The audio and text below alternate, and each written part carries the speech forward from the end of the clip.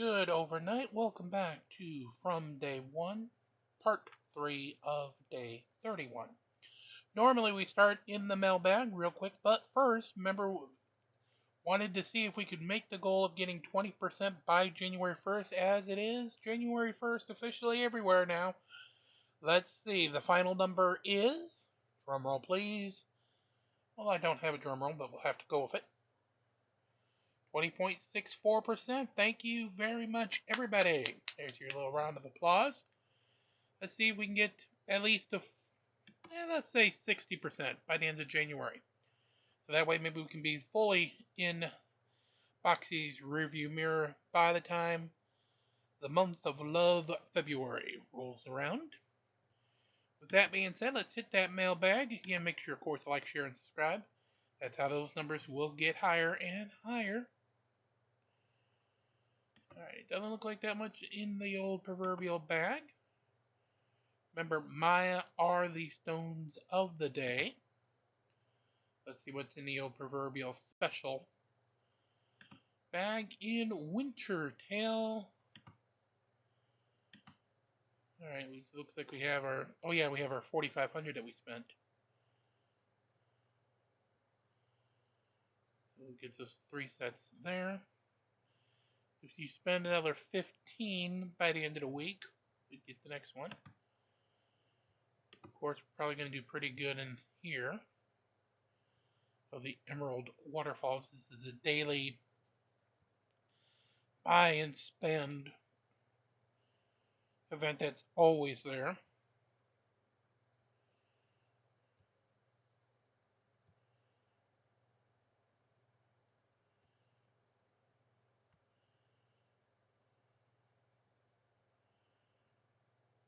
We get some experience bubbles.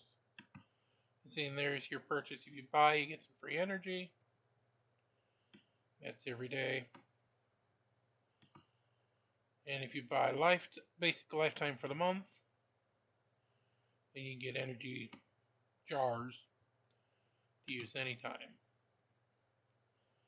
Alrighty, with that, we do, of course, have Art Bell waiting in the wings for part 2 of the interview with Cody Lundini, survivalist, even though he hates that term, and individual very pissed off at the Discovery Network for the defamation episode of his survival show. With that, I'm going to turn it back over to Art Bell as we grind, hit the dungeon, hit everything else we need to do before Guild Reset. Ride from the high desert and the great American Southwest. This is Midnight in the Desert, exclusively on the Dark Matter Digital Network. To call the show, dial 1-952. Call Art. That's 1-952-225-5278. Well, all right. Suddenly I get it. Sometimes during the course of an entire program, I don't get it. I'm remembering Blanche when I say that. But tonight, I get it. And it took this long. And I was thinking, boy, Cody sounds like a really angry, bitter guy. And then I heard the echoes. You see, Cody and I come from completely different worlds. Cody Lundini is a primitive skills expert. I don't know. It's hard not to use the word survival. But he thinks the word is ruined. So I get it all of a sudden. I can remember being in the exact condition he's in, and I was in it for a very, very long time. I used identical words, actually, involving the word yourself as part of the phrase, with a network in the past, in fact, a couple of them. And so I get it. I really do. And I had the same kind of... And for those not getting the reference, that network in question starts with the word pre and ends with the word mere. Back to Art. Absolute, I guess anger is not probably the right word. It is. I was angry, really, really angry. Many of you know that. Many of you who have listened to me for decades know my history with networks and big corporations, right? So no need to go into all that. But I remember when I was that angry as Cody, as you hear in his voice tonight when he talks about it. I have, in essence, soothed that to some degree in myself. It can still come back because it's like part of my soul now or something. So all of a sudden, I get it.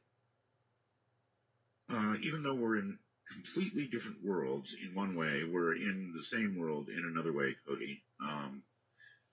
So I so totally get it. Here's what I would ask, I guess. Going forward, if you were to do a show, how about the idea of doing sort of what I finally ended up doing after the second bad experience? And by that I mean saying, screw you, everybody. I'm going to take a camera out. I know this idea has been taken already, but I'm going to take a camera out to areas where I can show and teach people how to survive and do it all on my own and just sell it to some network. Are you asking me if I'm interested in doing that? Yeah. Yeah, I'm already doing that. Really? Oh, yeah. I mean, that's what it comes down to. When you go through what you and I have gone through with corporations, and you're at a more angry stage than I am right now regarding this, I did that. I just said, the hell with it, man. I'm going to go do it myself the way I want to do it and the way I think it ought to be done. And that's what I think is cool about you, and we do have a lot in common. And the cool thing about technology is you can do that. Art Bell can say, screw that. I'm tired of X, Y, and Z. And with technology, you can do your own thing, and I can too through this thing called streaming. Because cable's a dinosaur. Cable are rolling newspapers, and they know that. I know a lot of television executives, and they're all nervous because of things like Hulu and Amazon Prime and Netflix. Oh, yeah. And pretty soon the kids of tomorrow will be going, cable what?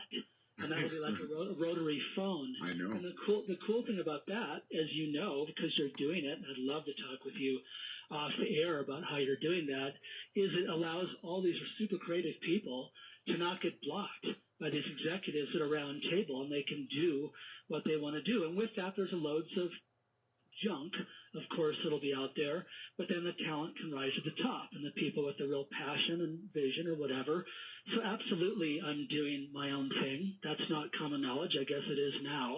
The cookies are still in the oven, and I will do a show that is like you've never seen before. Yes. And we are doing a television show like television used to be.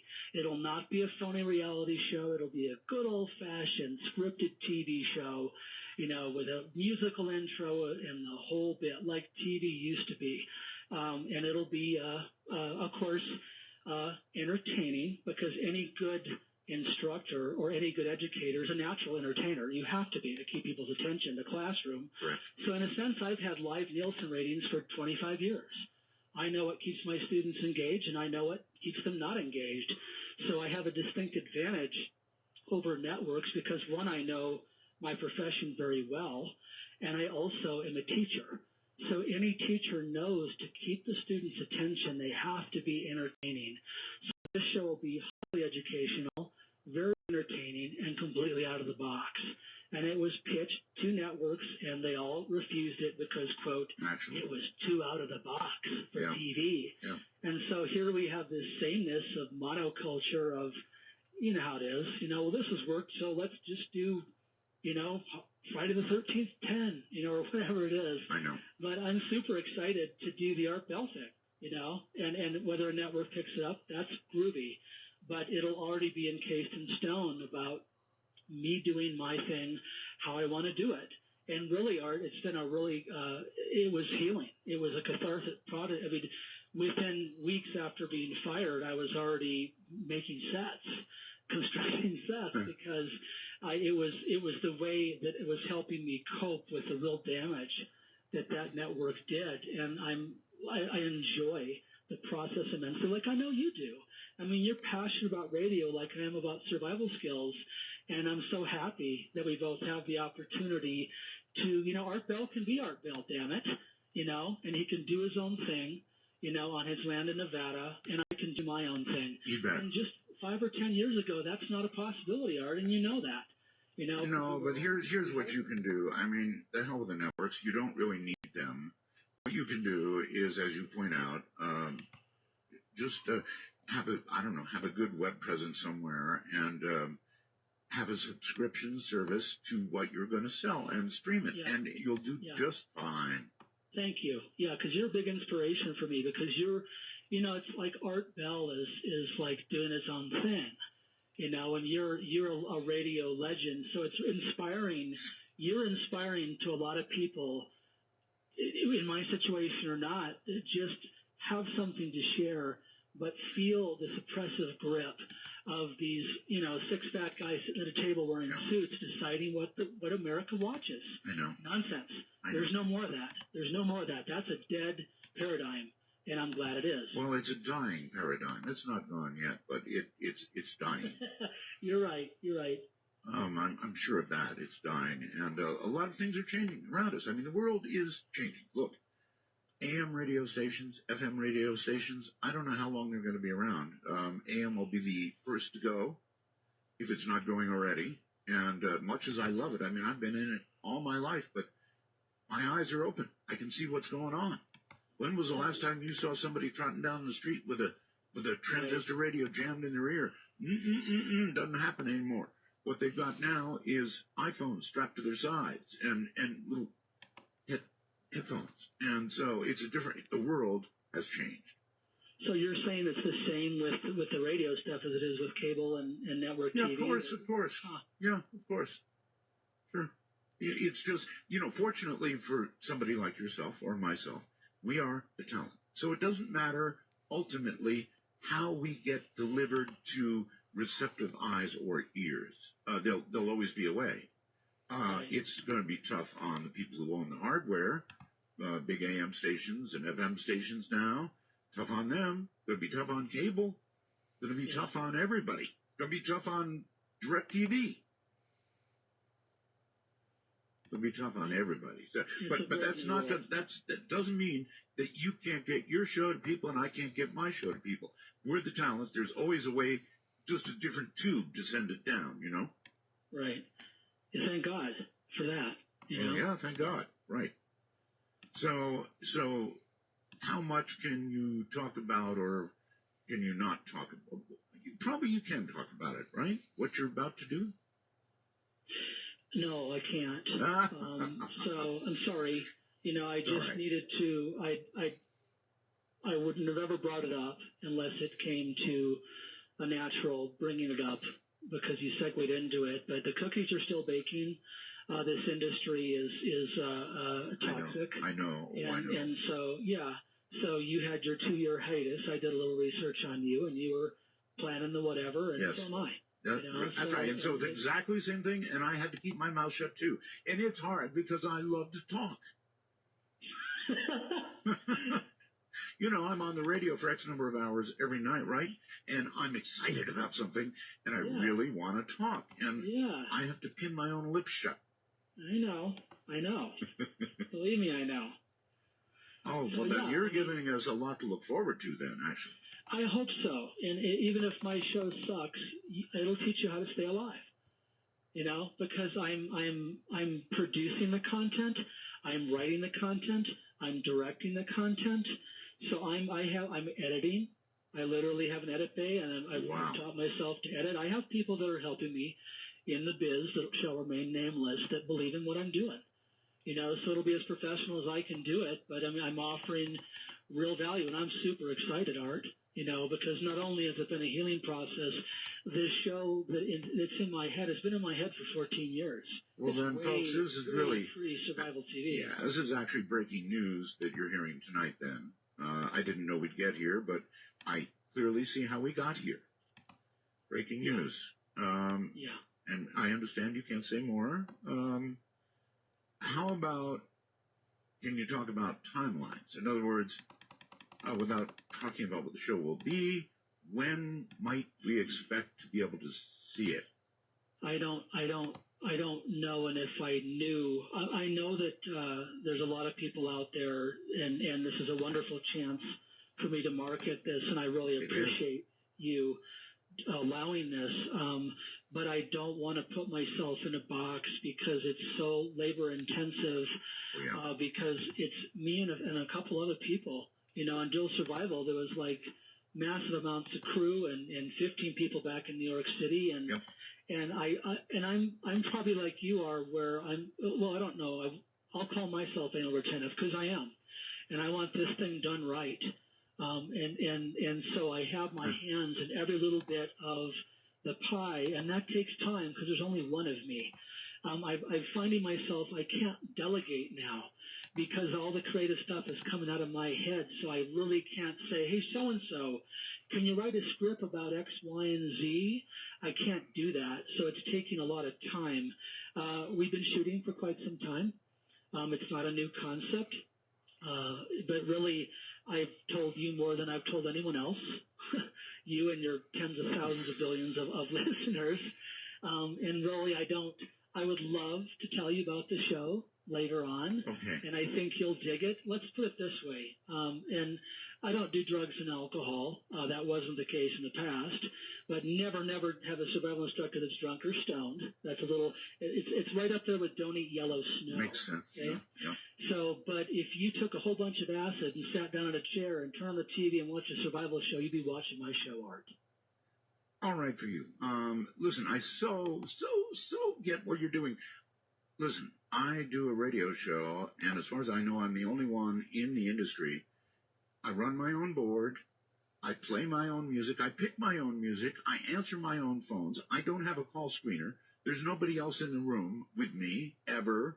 I don't have, anybody. I do the whole thing from here. It's all in front of me.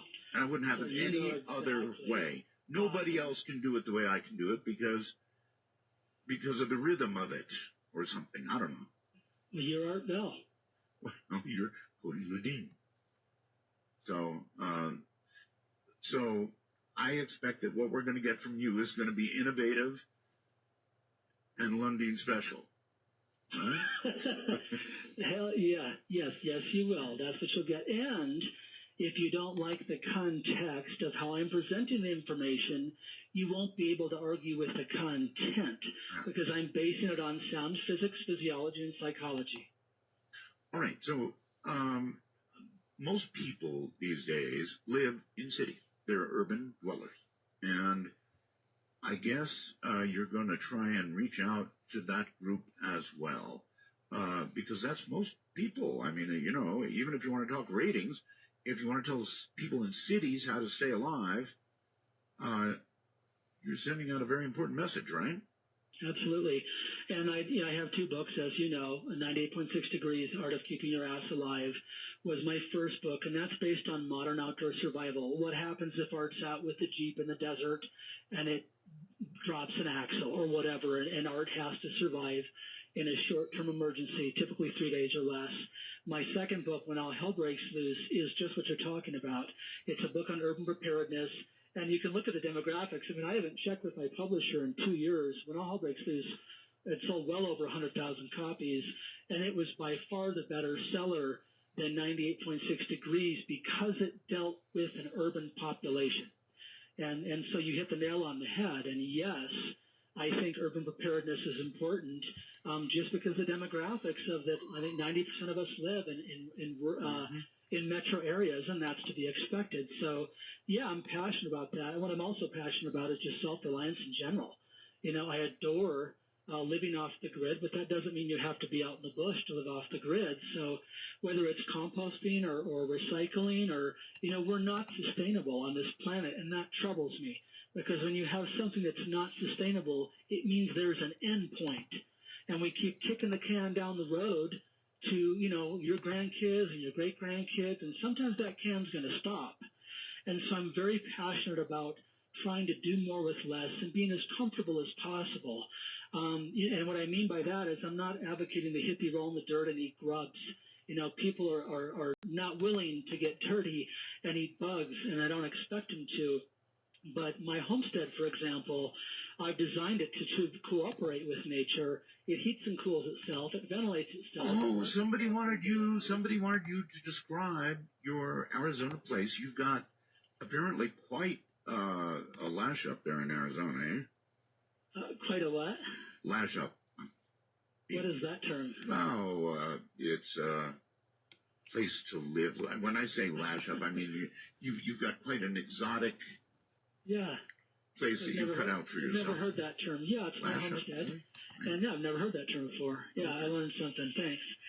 But yeah, I have quite a lash up in Arizona, and my lash up was basically being as how hypo and hyperthermia are the biggest killers of people in outdoor survival situations, the lack of thermoregulation, poor body temperature. We've touched on that briefly. Right. I wanted to design a home that would regulate its own temperature, because according to people who do these sort of studies, up to 30 to 40% of our energy budget in the United States of America goes to keeping your house room temperature, which is a crime.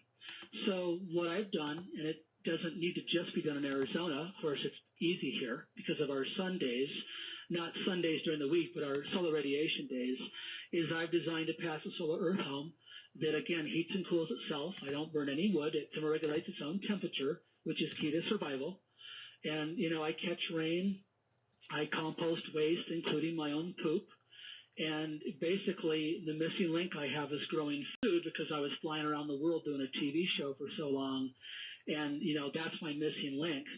So my homestead is pretty much self-supporting. I do have photovoltaics, which of course you know about the batteries. There's shelf life on all that stuff. That's right. But we go back to the Ted Koppel thing. You mentioned I can visualize your setup because of my lash thing or whatever you called it. Lash up. That Art doesn't really know that the grid's down, because Art's got his own grid going on, and so do I. Now, see, I'm not saying that would run an air conditioner forever, because an air conditioner simply requires too damn much current. Right. Although they are coming out with some new DC setups, Cody, that are pretty slick and don't use so much current. I'm looking into it. At any rate, that's the one thing I can't run, and you got to have it out here. I mean, where I live, Cody, it can go to 116 degrees. You've got to have air. No, you don't. It depends. You got to have air, Cody. I got to have air. Okay, because your house wasn't built for the terrain it's on. Well, yeah. You're right. And going back to what you said about getting, being stuck in the Jeep and stuff like that, the answer is simple for me. OnStar, help! I'm sorry, I gotta be honest with you here. Oh, I understand. Yeah, okay, hold tight. We're at a short break here. We'll be right back. Cody Lundini is my guest. I'm Art. And again, we're just muted for the audio trail, just to make sure we do not get copyright YouTube notice. The second they return, we'll return to them.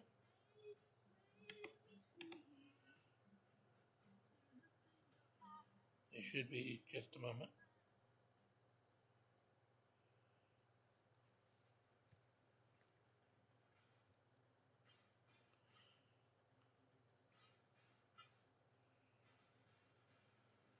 What I could really use is getting a Raji.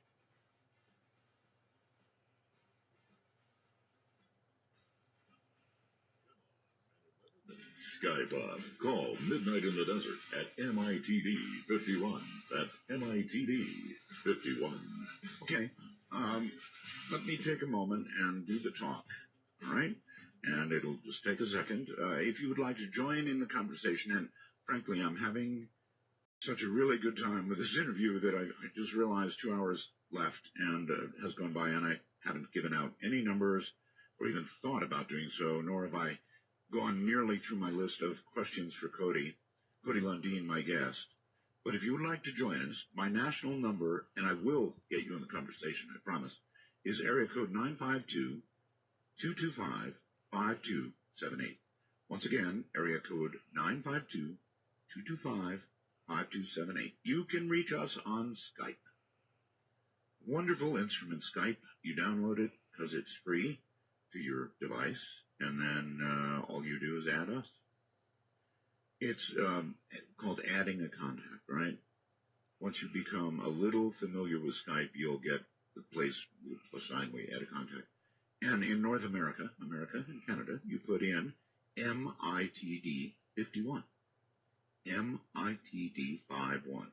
If you're outside the U.S. and Canada, MITD 55. That's MITD 55. So if you want to say something to Cody, that would be the way to do it as we progress through this final hour. Man, it went fast. Cody, welcome back. Thank you. So let me try a couple of the standard questions on you.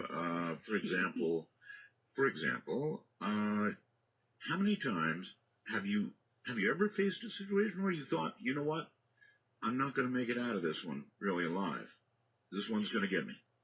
Not me, but I've been in a compromised situation years ago. I think it was in '94 or so, with a bunch of students. We all got horribly sick on something we ate in the field.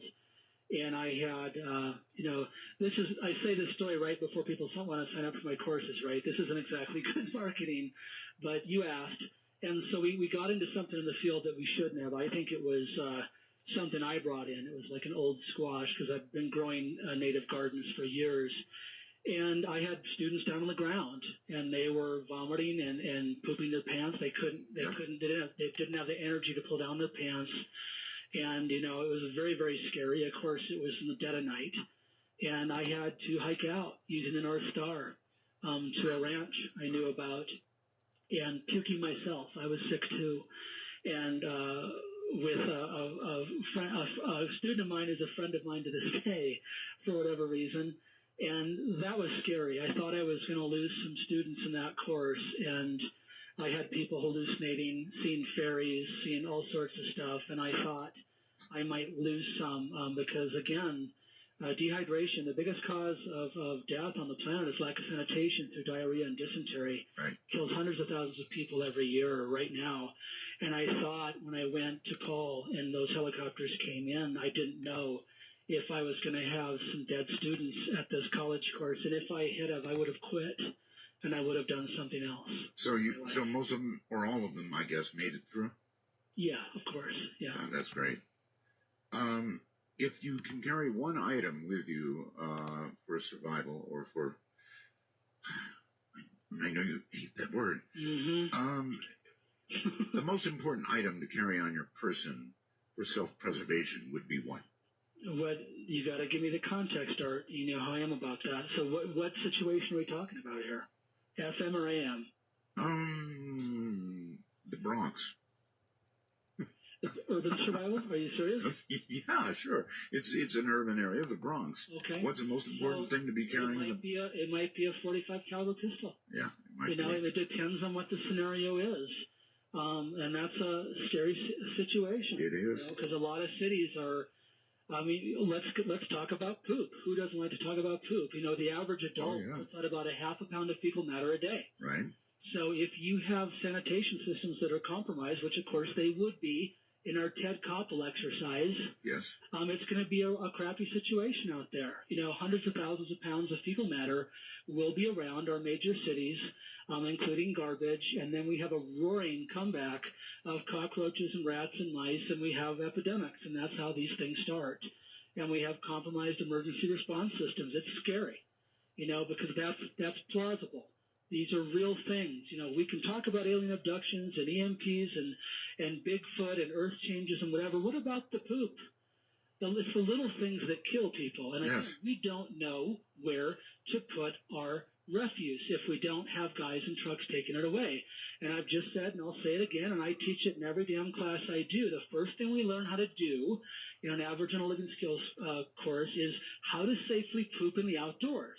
Because most people don't know how to do that. And we translate that over into our backyard on the urban courses that we do. And hundreds of thousands of people die every year of diarrhea and dysentery, and they dehydrate from the inside out. Sure.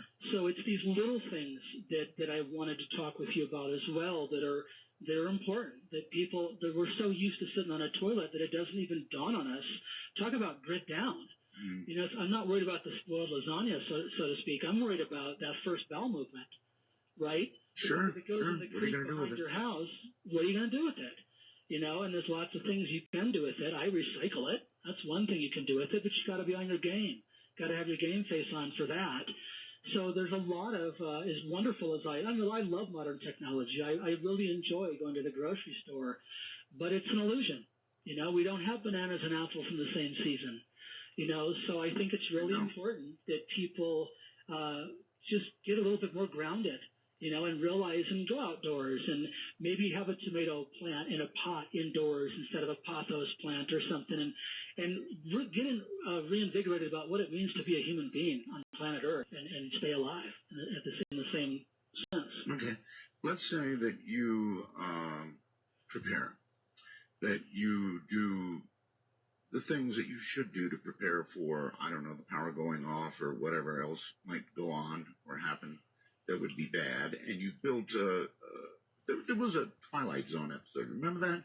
Where they built this really cool shelter.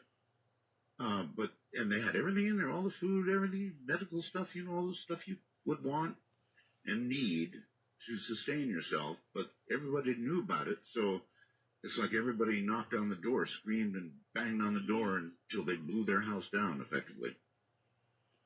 Yeah, well, discretion is next to godliness. So I thought about that when I thought about you, Art, in your home in the desert, depending on which window you look out. Yes. With the lights are on at Art's place, party at Art's. You know, so you need to think about that, and whether the generator's in a soundproof box, ventilated or whatever. To me, power is a wonderful thing, but it's overrated for base survival. I mean, it's funny that you mentioned that you recommend people turn their own grid off, because that's an exercise in my second book, When All Hell Breaks Loose. I actually recommend that people, I mean, obviously if you're in an apartment complex, you don't want to switch the breaker because it pisses people off, but you can just tape over your own electrical outlets or whatever, but shut your grid down and define where the pain comes from first, because people's pain can be different. For yours in June, it's air conditioning, right? Yes. You know, because there's hypothermia.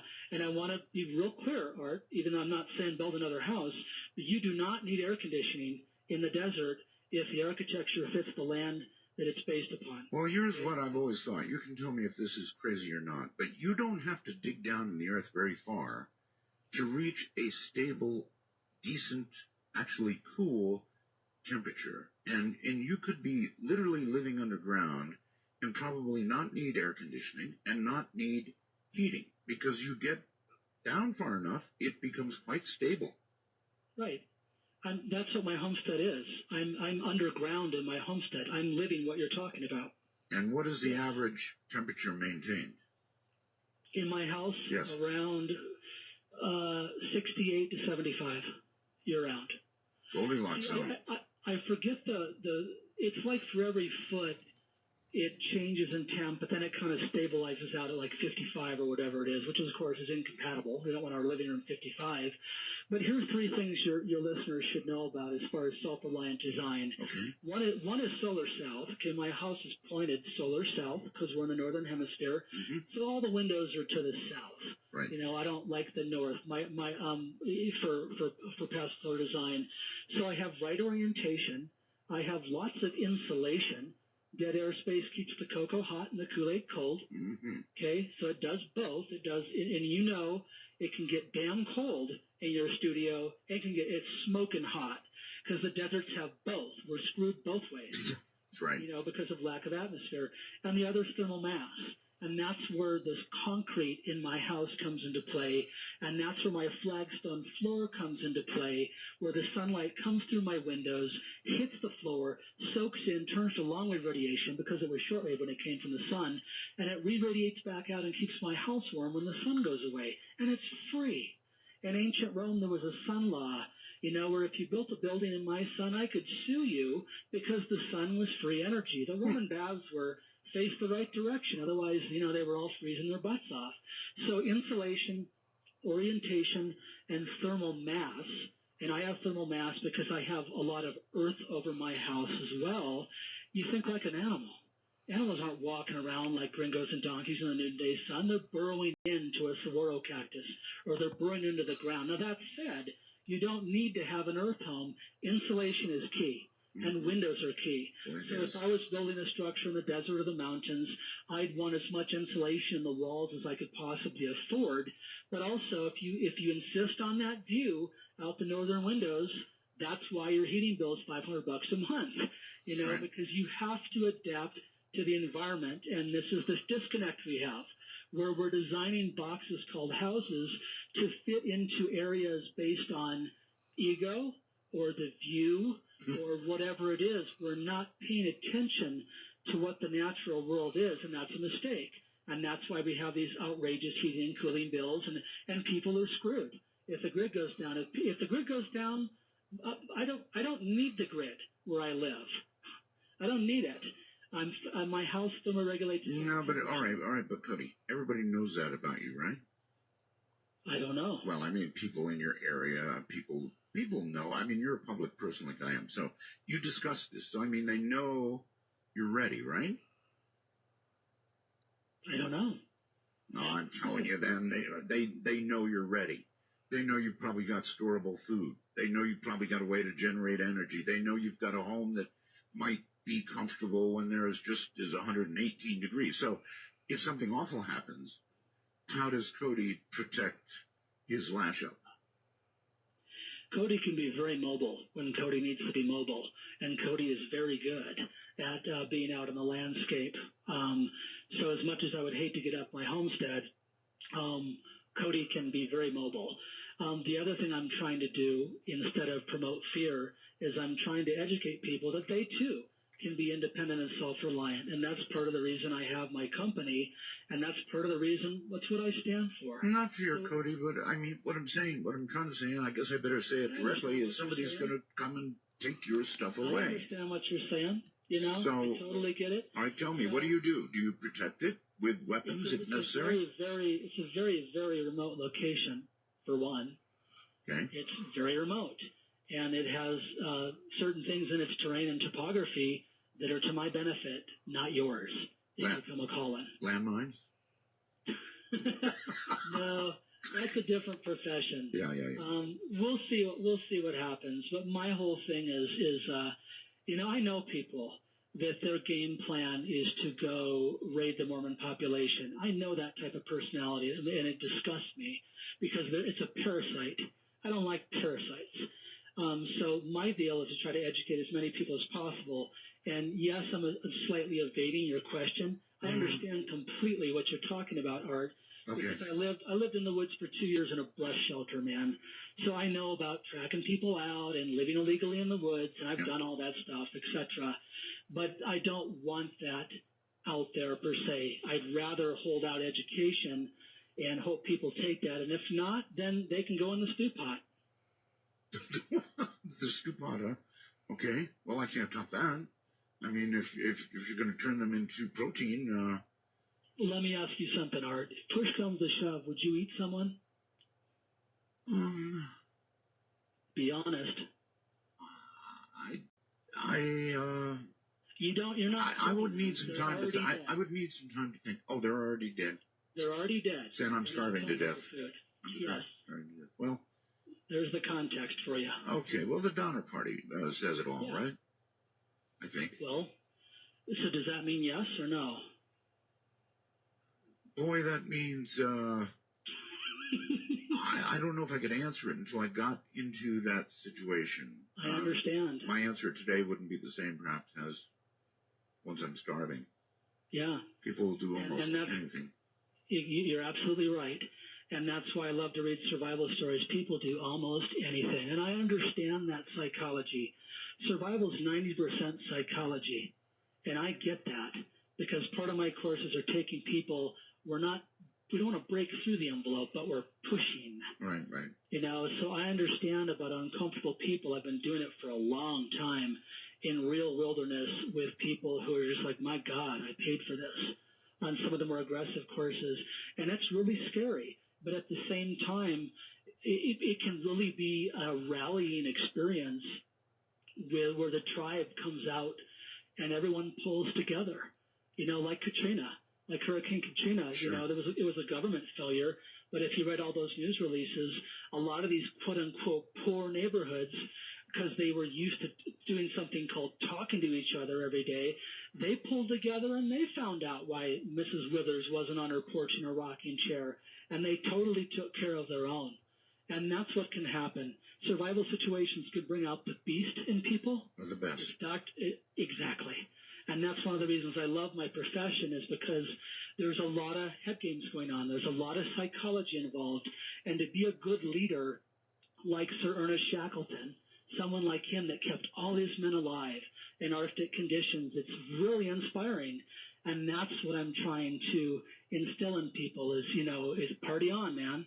You can do this, and if you can't do this, die with your damn boots on. That's kind of a bad metaphor for me, but you know what I mean. Well, it is for you, yes. What about the modern prepper movement? I have a lot of people who, for reasons that you might laugh at, and fear that they have, that you might laugh at, are nevertheless prepping. And do you have any comments to that group?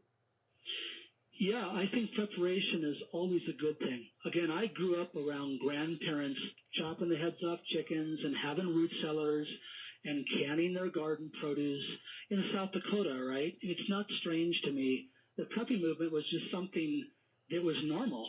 In my grandma's day, it was something they just did. They would have laughed, at the prepping movement. It was just common sense. I think preparation is good. Again, like I mentioned about an hour and a half ago, and man, this has flown quickly. Oh, yeah. That when preparation is done in fear, when it's done in a fear-based thing, it's temporary at best. And so if people want to be a part of the prepping movement because they really dig simplifying their lives and being more self-reliant and not being a slave and turning their kids on to how a tomato really grows and that it's actually, a plant before it's a vegetable, I think that's great, and I'll totally support that. What I won't support is the fear-mongering BS. Okay, well, all right, so here's a straight-up question for you. If you live on the 50th floor of a high-rise in any major city, doesn't matter, and the power goes out, that place, short of generators, is a tomb, right? Your question is? Yeah. What kind of advice do you give people who live in those environments? More often than not, that's what people live in these days. I know. Yeah, that's a tough one. Do you want to, let's say, well, you know me in specifics, but okay, I got your question. You need to deal with, of course, there's the very, very short-term hygiene and sanitation, which we've kind of briefly talked about. There's a water element that's going to come in. There's clearly the personal self-defense element that's going to come in eventually. There's communications. There's thermoregulation, like we talked about, like, wow, it's 110 in my apartment, Sure. Stuff like that. Sure. So really, I will answer your question, but people always ask me, hey, man, Cody, what's like your ultimate bug out bag, dude? And I'm saying, well, think about just basic backpacking equipment. If you think about what a backpacker has, they don't have to interact with nature at all. They can walk around blissfully ignorant of how the natural world works because they've got everything on their back. And you could be a backpacker and camp out in Central Park. A lot of people are in tents after earthquakes, right? Because the buildings are unstable. Sure. So if you take these little sized bites of the elephant, because you asked a massive question, and people realize, okay, well, Cody says a bug out kit could just be really good backpacking gear. We have a sleeping bag to keep us warm if it's cold, a ground pad to prevent conduction. We have some food to eat. We might have a little stove to cook it on if it requires that. We have some water and a way to disinfect it. We have a flashlight to get down those 50 flights of stairs, stuff like that. And when people take this big, massive elephant and carve it down into that manageable slice, then they just get more of. Okay, we got a flashlight. Let's get a bunch of batteries. We've got camping food. Let's get a little bit more of that. Let's start storing some water in gallon jugs or a 55-gallon drum if we can do that in our apartment. Let's get a bunch of Ziploc bags and plastic bags. We can always put them in the toilet bowl with no water and poop in them. And I love newspaper. It is a fire hazard, obviously, but shredded newspaper is good for diapers or sanitary napkins or wiping your butt or disposing of a dead body. I mean, shredded newspaper, if you poop in the bowl with a plastic bag, you can add different stuff to that and contain that fecal matter for the meantime. There's all these little things, but it's daunting. And you ask a great question because it's daunting. Because there's a lot of stuff that needs to happen. The biggest stuff that should happen is cooperation. And ideally, every apartment building will have some game plan. Unfortunately, that probably doesn't happen because the guy that wants to make a game plan or the girl is thought to be a wacko. That's right. That's right. I'll tell you a little story, Cody. I own a condo in the Philippines, in Manila. Wow. Now, that's a city, let me tell you. We were on the 19th floor. I still own it, by the way. I'm a ham operator, have been all my life. So I tried to let them have me put up an antenna on the roof, and I did have one for a while. But they made me take it down. And I said, look, you people, I actually went to the board. I said, if we get a big earthquake, and we are here in earthquake country, you know, and or hit by a typhoon, and we're certainly in typhoon country, communication is going to go down. Mm. And they said, no, it won't. The cell phones have always been okay. I said, wow. Anyway, I actually had to leave the Philippines with my family because of that, because they wouldn't let me put up antennas. I said, look, if something happens, I can get to the authorities. I can find out if people are safe. I can do a lot of things for our two-building community, and they wouldn't allow it. Wow. And there you go. Yeah. Right? Yeah, there you go. So, I mean, you're a godsend. I mean, I have a book on or a chapter on communications, and ham is where it's at. And there's a local ham community in Prescott, and some of the guys keep saying, Cody, come here, and I just haven't had the time. But I would love a ham unit myself because communications they're worth their weight in gold, clearly, in a grid down situation. And you guys are it. So you're still active ham? You have your whole setup at your place there? I do indeed. Great. I can talk to any point anywhere in the world. Wow. All right, so very quickly, Skype. James, you're on with Cody. Hello. Hello, Art. 73 is Cody and Art. That's ham lingo. One in Ohio. Yes. Yep. Now, my master's is in emergency management, and I actually have read Cody's books. They're awesome. Hearing him tonight explain some of the things, I think he understands that, like an EMP, any kind of thing that happens, he's exactly right. They say on an EMP attack in central to the U.S., if that did that, 90% of the people in the U.S. would be dead from feces, just like he's talking about, not being able to get to their drugs. Right. From, the older folks and people who need drugs, right, or the young people who have whatever. Right. So there's all these problems that are going to compound.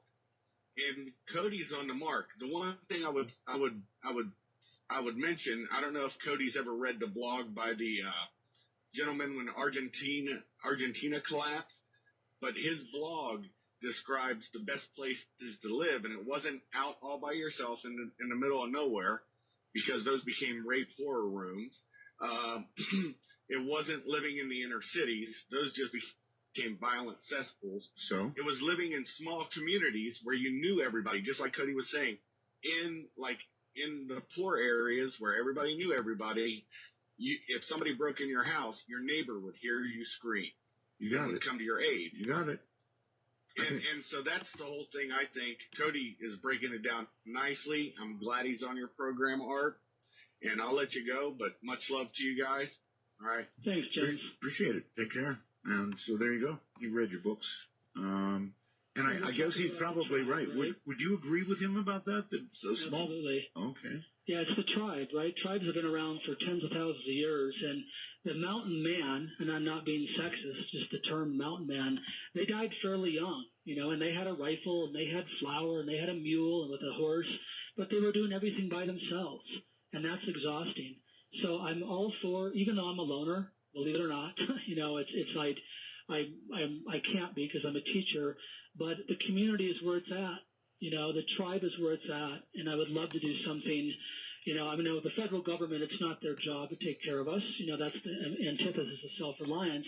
But it'd be cool if we had a program similar to like McGruff the crime dog or Smokey the bear for fires, to have some sort of cool thing that would prompt people to be more interested, especially kids, in self-reliance instead of just, waving a flag on 9/11 and eating a piece of pie. Yeah. It's like it'd be nice to do something proactive and make it fun for the younger generation because they'll be taking care of us in the future. All right, quickly, in Philadelphia, you're on the air with Cody. Hi. Hi, Art. How are you? Fine. To you, I'd like to say I'm listening to you on a $20 shortwave transistor radio. Way to go. I got it off eBay, Tucson 0911. And the Cody, I'd like to ask you, what do you think of Pete Stewart from the Weather Channel's survival show that was on a few months ago? And do you know who I'm talking about? I know who you're talking about only because I know he has a show, but I've never heard of him before that, so I really can't give you any intel. He's supposed to be a survival expert. He seems pretty knowledgeable, but when I watched the show, it seems like he made fire pretty quickly, like they faked it. I don't know. I'm not saying he's a bad guy, but it seems like they Cody, I think making fire is considered to be your specialty, right? I think Discovery's made it seem that way. I mean, I do love fire, and I can hold my own, but there's a lot of other things I do because I have to be well-rounded out as an instructor. Well, just me, short of my nice big lighter here, I couldn't make fire in a million years. I watch people do it. I watch the bow thing. I watch the rest of it, but I have this feeling that I wouldn't have much luck. Although I must say out here in the desert, it's nice and dry. It does make it a little easier, I guess, right? It does make it a little easier. And Art, if we ever hook up sometime and meet, I will give you your own personal fire lesson. Oh, God, I would love that. I really would love that. Because it's one of the very early things you need. I mean, water. It is. The human body cannot go long without water. How long, roughly? Well, here I am with the variables again. It Sure. depends on last oral intake of food. It depends on medications on board. It depends on if someone's pregnant. It depends on wind speed. It depends on outdoor ambient temperature. It depends on exertion. It depends on the time of year, humidity, etc. So you can see why people hate me, right? Because I need to know more detail. But in general, so your listeners can get their hydration pee. The next time they pee, if a body's completely hydrated, the urine will be clear. Yes. It doesn't mean that you're dead when your urine is yellow, which most Americans especially are chronically dehydrated. Right. But that's the way the body can tell you if it has enough water or not. All right. Exactly right. I know he is so right. In fact, I drink a lot of coffee. And,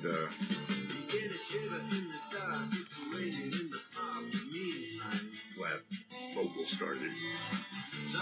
Alrighty, so we will go ahead and, of course, jump out from them until they're back. They have one last segment. Martha Mal, the new hero of the month, as Jasmine goes bye-bye. Sorry, Yasmin, not Jasmine. And Maya is today's hero of the hero. Make your phalanges and call 1-952-225-5278. That's 1-952. Call ART. All right. My guest is Cody Lundini. You may know him from the TV show he did called Dual Survival. You may know him in varying different ways, and soon you'll know him perhaps in a different way. But we're talking about survival. Survival. So here's a way of thinking about this, Cody, that I want to lay on you for your thoughts. So I live in one of these towns, Pahrump, Nevada. We're located about 65 miles west of Las Vegas. We're probably 6 or 8 miles at most from the California border, and it's deep desert, as you know. And there are only 3 major roads, actually only 2 major roads, out of town. Three maybe, and that's it. So if something really horrible happened, we have had discussions here. We have a unique situation here in Pahrump, Nevada, because we have underground water. We have water wells and underground water and septics and so forth and so on. And then when you add to that emergency power and dried food that lasts a very long time, you have a situation where you can live for a long time, except for the most dangerous thing of all, people. Yeah. Now, see, you got California to the west, L.A., where you could imagine an earthquake. You could imagine millions of people pouring out of California one way or the other. Or even my friends over the hill in Las Vegas there, 2 million people. There have been talks, Cody, by myself and others in this community and some of its leaders about, in a situation of that sort, blowing the roads. Can you understand that? Absolutely. Yeah, I get it. I mean, there is no more of a danger than other people. Other unprepared people. Yeah. Exactly. Who are very scared and desperate. I get it. We're the most dangerous animal on the planet. And there's talk, you can imagine some of the talks that I've been around, or people or whatever. I've been doing this a long, long time. And yeah, there's certain arteries into Prescott, and there's, Yep. certain people that talk about blocking those certain arteries. And I think it's interesting to remember what happened in Katrina again. A hurricane gives you lots of warning. Okay, we don't get that luxury with an earthquake or a tornado. No, we just had 3 quakes in Arizona last night. Right. I mean, you don't get the luxury of preparation for something like that like you do a hurricane. And even with that preparation of Katrina, A lot died. well, a lot died, but as far as you're talking about, egress and ingress, the highways were clogged. I talked to people, after my second book came out, with people emailing me, we were stuck in traffic for 8 hours and went 2 miles. Yep. So you're going to have, a 4-lane highway is not that big of an artery when you're talking about hundreds of thousands of people. And, it's not sustainable for the type of stuff, let's all go to Pahrump, but I understand what you're saying. And I think that I don't want people to think that I'm not well aware of strategy, and I understand, and I can instinctively think like an animal because I spent a lot of time in the bush, and most animals are hunted. So I understand the psychology that goes into someone who's really scared and hungry, and I understand not wanting to be eaten. And I really, really wish that we would all get with the program, and I know it's never going to happen, right, for everyone, but I'm hoping your listeners will be inspired to go out and be a little bit more self-reliant after our talk tonight. And I really appreciate the opportunity to come on your show. Not to mention that I think you're a radio god, but you know what I'm saying? Yes. It's like self-reliance doesn't have to be scary. It doesn't have to be fear-based.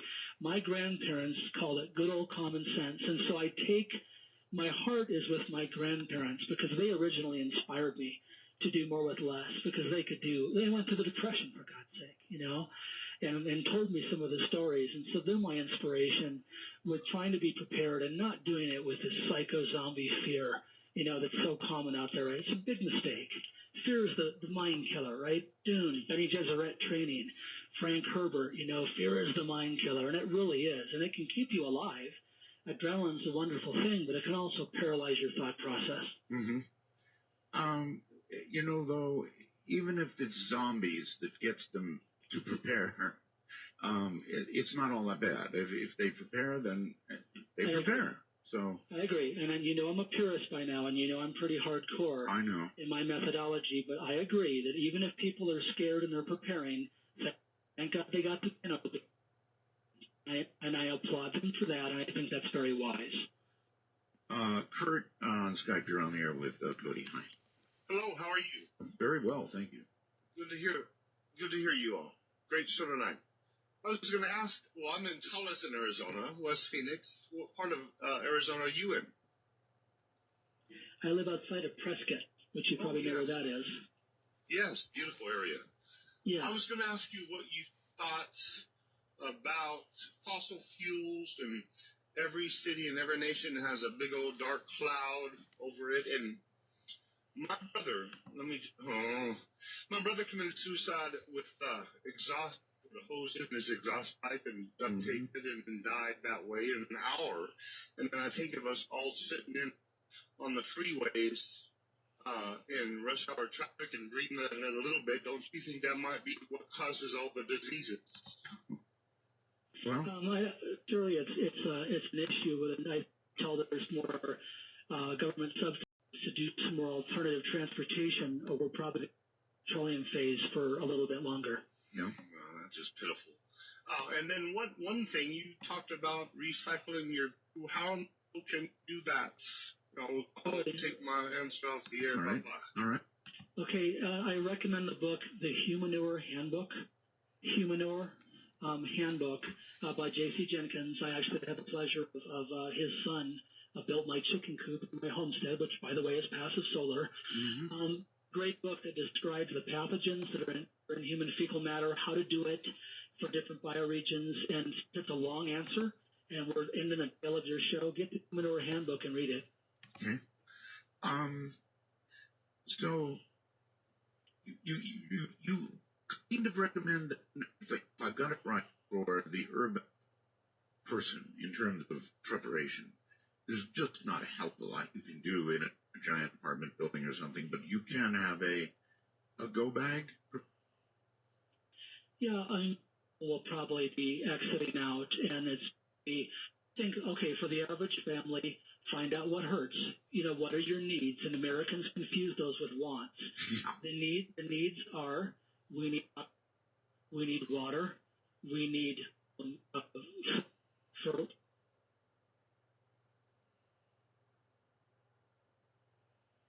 I do apologize, guys. The tape that I had to get this particular episode with wasn't the absolute best. I believe it does clear here in just a few seconds if we bear with it. Meanwhile, I'll want to go ahead and take a look because I can do up to 675 of the shield bubbles. Let's see, these are going to be tasked today. The other thing that may slow down on doing tasks is that the energetic warrior will be going out at guild reset time tonight, replaced by a new one, and I'm just trying to also load up the list of common tasks so I could go ahead and get what the next event there would be. Oh, I got enough. Okay, go for it.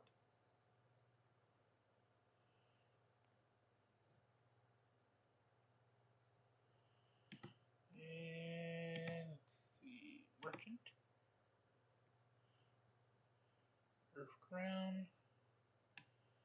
Right now, we've got to build a good group of people to go with the water guys so that we can use that water totem. Requires 3. For longer term, we need to be thermoregulated. Okay, it can't be too cold, it can't be too hot. We need some sort of basic sanitation plan as well as hygiene. It will be nice to have communications, and it will be nice to have some sort of transportation, even if it's walking down barefoot to the city if you have to. I would assess all the resources I have in my apartment. I would assess all the resources I have in my immediate area and in my existing town. And I would be aware of all the freeways into Pahrump, Nevada if I needed to get out of town, but be aware that that might not be the most prudent thing to do. It really depends on the variables of course, psychotic people and looters. And one of your calling guests hit the nail on the head. I mean, it's where 90% of Americans are on some sort of mind-altering drug, whether it's caffeine or Prozac or whatever. So when you have hundreds of thousands of people that can't get access to mental health medication, you've got a serious blowout, along with the stress of an urban survival situation. So the family should assess what their strong points are, what their weak points are, custom make it to your family. There is no one-size-fits-all kit or mindset or methodology for staying alive, and be prepared to adapt and party on and keep that mindset that you're going to get through this. You don't, especially if you have kids. If mom and dad melts down one of the kids, it's game over. So you have to put your game face on for your children, if nothing else, and try to for them in a very, very scary situation. Yes. We're in an urban area, and it's like it goes down, and for a year, let's say. Obviously, you're not going to be able to remain in the city, so your advice is get out, right? Well, I don't know. I mean, there's a lot of green areas now. There's a lot of city gardens going on. in abandoned lots. Here's what's going to happen. Or here's my crystal ball. You're going to have a tremendous amount of fires, because when people have any access to anything to heat with, they're going to burn whatever they can, including the picnic table in the backyard.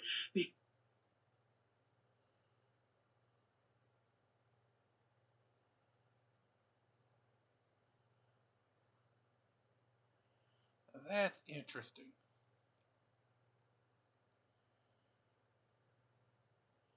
The last day of Winterfest, the Winter Tales event and the rest of Winterfest, is going to actually overlap the first of the 3 days of the Elemental Synergy event. That's why you want to keep those 20 stones if you can. Understandable if you need them to level up to get another star. I'm not going to tell you, no, you don't need your star, but those are actually going to overlap this coming Friday.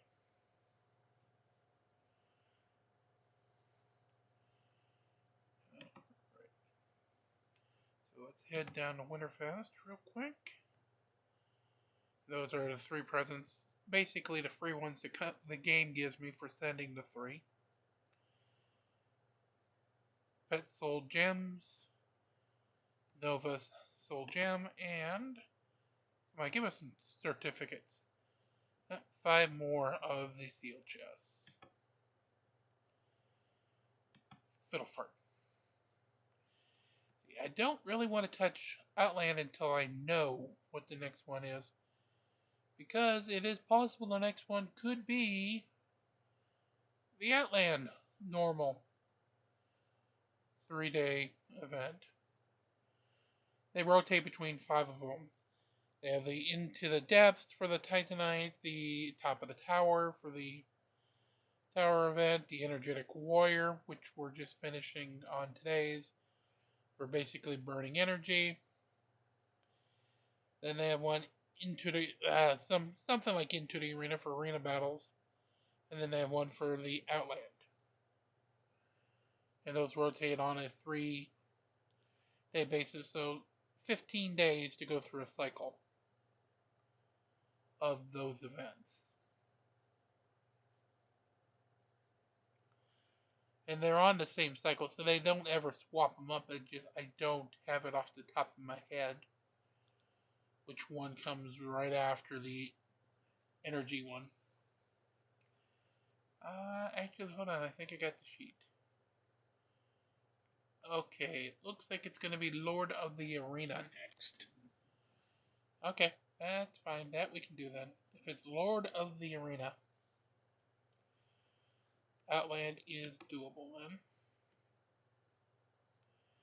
So let's head up there.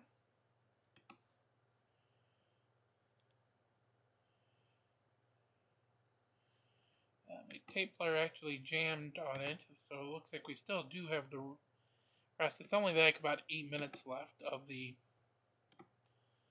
Cody Lundini Art Bell interview. Let's see if I can get it fixed here while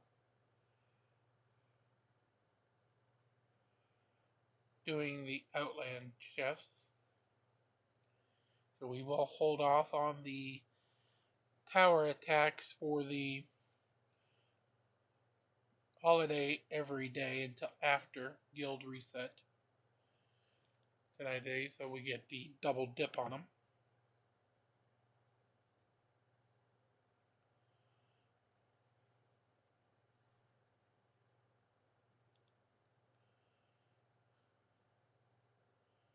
With both the Lord of the Arena event and the Winter Every Day. After that, the ending of Winter Tale will be the Hero of Outland. That goes in as of the 4th.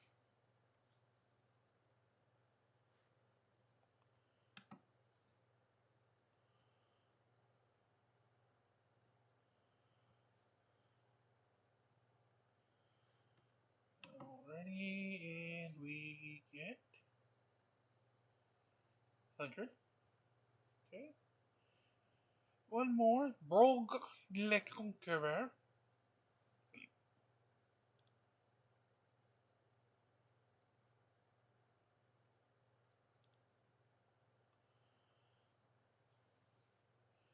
Broggy McBrog. And I think it might actually have this tape fixed. Just one last little spool.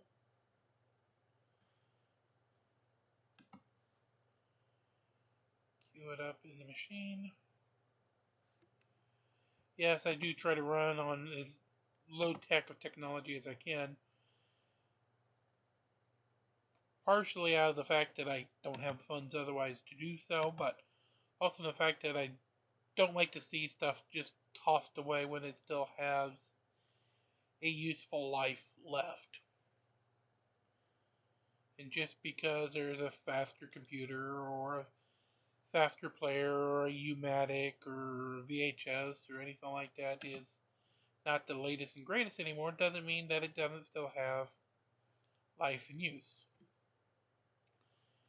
Sometimes all that does mean you have to kind of like baby the stuff to get it to work right. But yeah.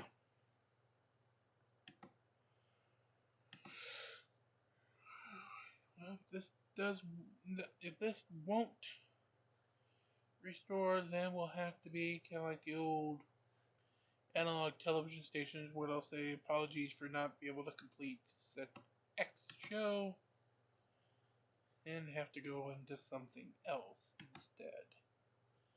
But give me just 1 second. I want to one last thing and see if I can get it to go.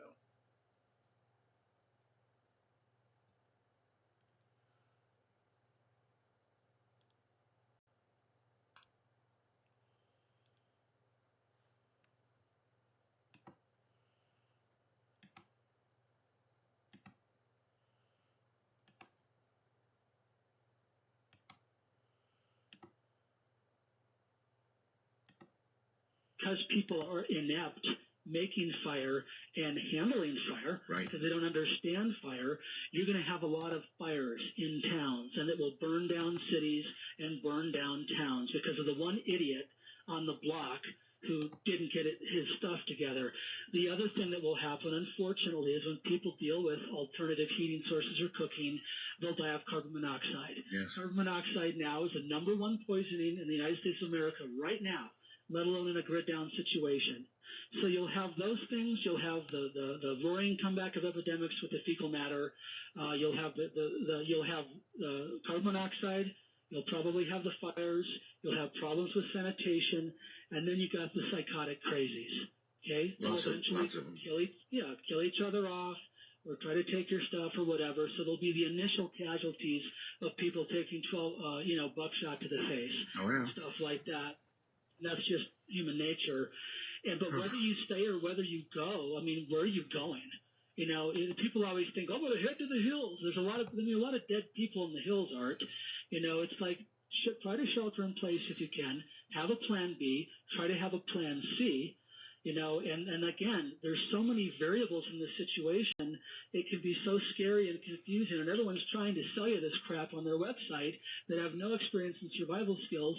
Stick to basic physiology first, right, and realize that everyone's going to be really scared. So that's where the psychology comes in. And the physics of heat loss and gain regarding hypo and hyperthermia are key. And that's, again, we go back to my homestead or the right clothing in the right environment or the sleeping bag you brought with you, etc.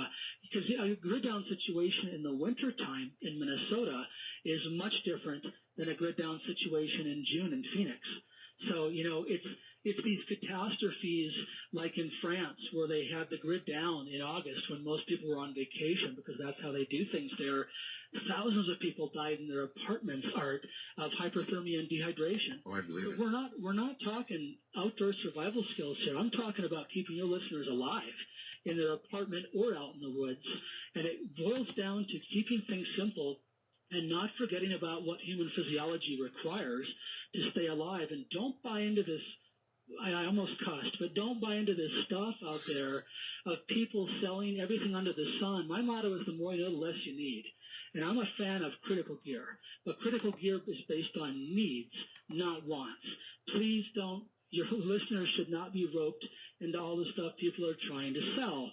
Think like my grandparents, keep it simple, the less moving parts the better, keep a party on mindset, and roll with the variables as best you can. All right, we are so out of time.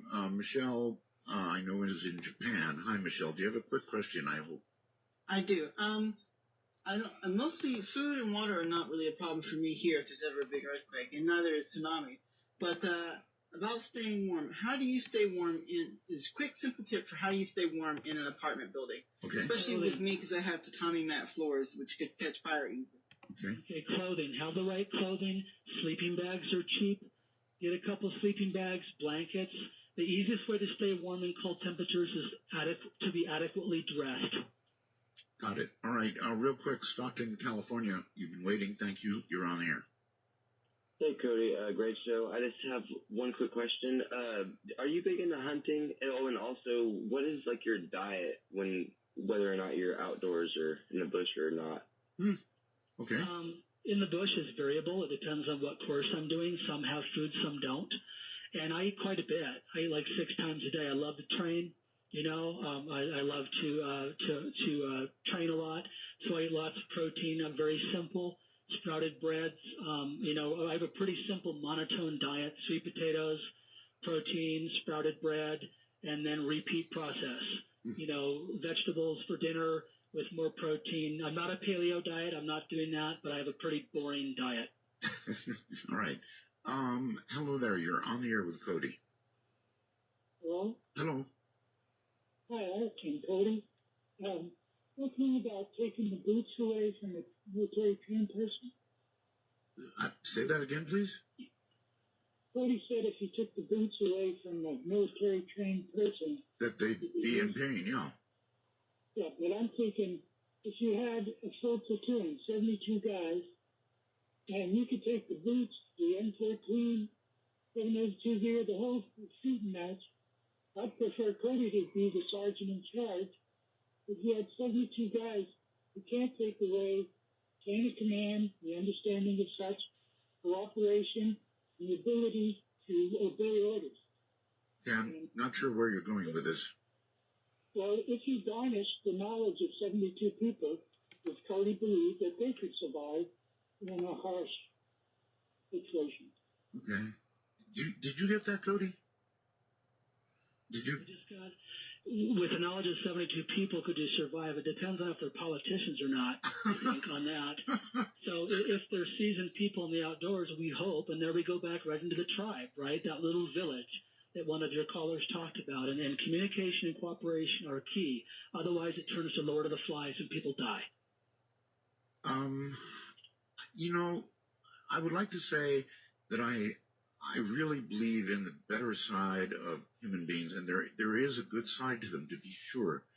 But in a national situation, a grid-down situation, for example, Cody, I don't have much hope that it would be better for a long, long time. I think that with communication, civilization would return a little faster, and it would come back, and things would settle down. But I'm telling you, Cody, my faith in my fellow man, especially in the early days of something like that, I don't have much faith. I understand. My job as a survival instructor is to be brutally honest and yet also to inspire hope and to inspire the will to live. And I agree with what you said, and I hold the same concerns. But as my role, as my service to life, I have to have the glass as being half full, not half empty. Okay. West Virginia, very, very quickly. Hello. Hey. I just had a quick question for Cody. I'm out here on the East Coast in West Virginia, and I was wanting to take some survival courses, and I didn't know if he knew anybody out here that he would recommend. Okay, that's a good question. Do you still teach yourself, Cody? Do you have classes? CodyLundini.com. I put my new course schedule up for 2016 2 weeks ago. Oh, Excellent. So, and to answer this question, I don't know anyone in that area, but I do have a thing on my website, choosing a good instructor. Ask for a professional resume. If they don't have one, that's your first red flag. Okay. Well, boy, it has been an honor to have you on tonight, my friend. And what a cool show. What a really good show. I thank you. And I want to thank you, Art. I think you're really doing a good service, and I'm glad you're out there. Thanks for having me on. We'll do it again sometime if you're willing. I am. All Thank right. you. Take care. Good night. There you have it. Cody Lundini. A lot of you know him. Some of you don't. Some of you now know more.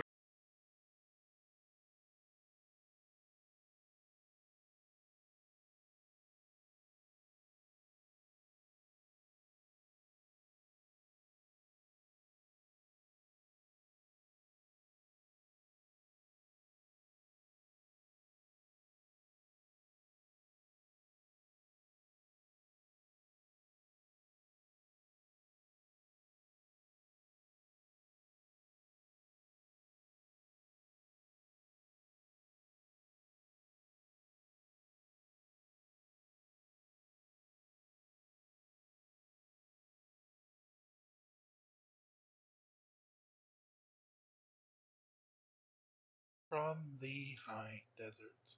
That was Cody Lundini with Art Bell from November 2nd, 2015. We, of course, will have a brand new interview starting tomorrow night. So be along the ride with us for that one.